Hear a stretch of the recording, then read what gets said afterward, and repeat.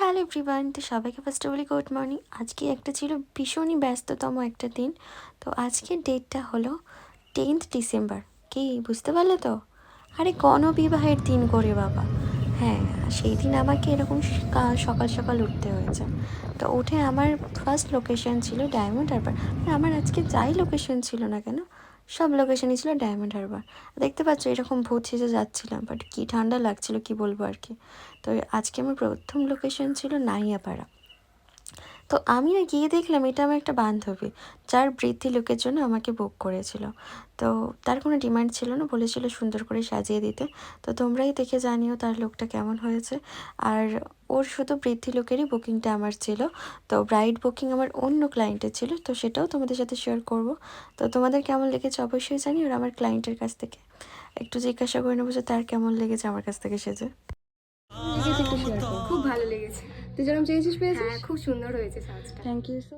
তো প্রথম কাজটা তো উতরে গেল, এবারে সেকেন্ড কাজটা কিভাবে হয় শুধু দেখো। তো সেকেন্ড কাজটা আমার বাড়ির কাছাকাছিই ছিল, একদম কাছেই বলতে গেলে, পায়ে হাঁটা রাস্তা। তো মা যেহেতু অনেকটা বেলা হয়ে গিয়েছিল, প্রায় একটা নাগাদ বাজে এরকম, তো তখন সেকেন্ড ক্লায়েন্ট আমার বৃদ্ধি লোক নিচ্ছিল। তো কী আর বলি, তো মা খাইয়ে দেওয়ার পর চলে গিয়েছিলাম তাকে সাজাতে। তাকে শুধু ক্লিন করেছি, দেন চলে গিয়েছে। সে আবার কি ব্রাহ্মণ ডেকেছে, কিছু কাজকর্ম আছে, যাই হোক কিছু নিয়ম। তো সেই কারণে আমি বসে বসে এই করছিলাম। আর এটা ছিল তার ফাইনাল বৃদ্ধি লুক, কোনো রকম জুয়েলারি তখন পরেনি। তো তোমাদের কেমন লেগেছে অবশ্যই জানিও। তারপরে চলে যাচ্ছিলাম থার্ড ক্লায়েন্টের কাছে। তো সেই দিন আমার সাথে ছিল রাজেশদা ছিল, আর আমারই রিসেন্ট ব্যাচের একটা স্টুডেন্ট ছিল প্রভাত বলে, তো এই দিদিটা। তো দুজনে মিলে আজকে আমাকে খুব হেল্প করেছিল, ভীষণই থ্যাংক ইউ তোমাদেরকে, ভিডিওতে বলে দিলাম।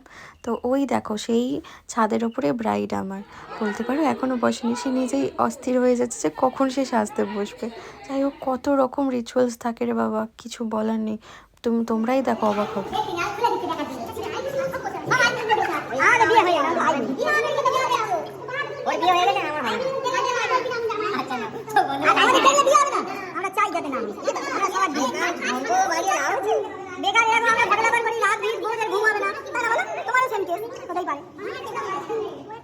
বাপরে বাপ, সে কি রিচুয়ালস ছিল। যাই হোক রিচুয়াল শেষ করার পর ফাইনালি আমার ক্লায়েন্ট বসে গেছে, আর সে বলছিল যে কেমন কি লুক চাই তার।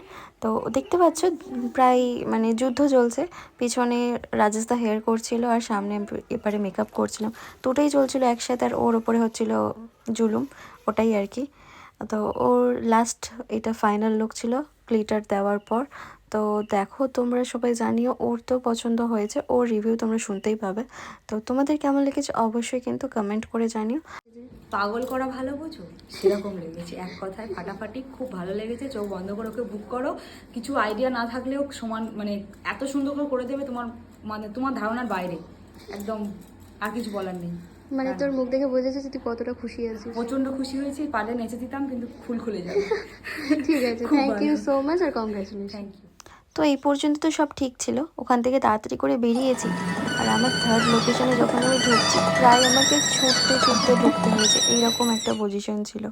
তো রাজেশদা আগে থেকেই হেয়ারটা কমপ্লিট করে করে রেখেছিল, তাই জন্য আমার অসুবিধা হয়নি খুব একটা। তো তাও মানে কি বলবো, অনেকটা প্রবলেমের মধ্যেই আজকে আমার থার্ড ক্লায়েন্টকে রেডি করতে হয়েছে, কারণ তার হাফ সাজানোর মাঝখানেই তাকে ছেড়ে দিতে হয় কিসের জন্য, আশীর্বাদ করার জন্য। প্রায় 30-40 মিনিট পরে ক্লায়েন্ট এসে বসে, তারপরে মানে তার ফুল লুক কমপ্লিট করতে পারি। তো এটা ছিল তার ফাইনাল লুক। তোমাদের কেমন লেগেছে তোমরা অবশ্যই জানিও, আর ব্রাইডের মুখ থেকে একটু শুনে নিও। ভালো লেগেছে, তুই এতক্ষণ ধরে আমাকে সাজিয়েছিস। মানে আজকে রেকর্ড করা ব্রাইড এটা আমার, কি বলবো, একবার মাঝখানে উঠে চলে গেল আশীর্বাদের জন্য, আমি আধা ঘন্টার উপরে বসে আছি। যাই হোক অল ওভারে ভালো লেগেছে তো সমস্ত ভালো লুকটা। লেগেছে, ভালো, যেটা চেয়েছিলাম সেটা তুই করে দিয়েছিস, আমি satisfy. Thank you so much আর কংগ্রাচুলেশন।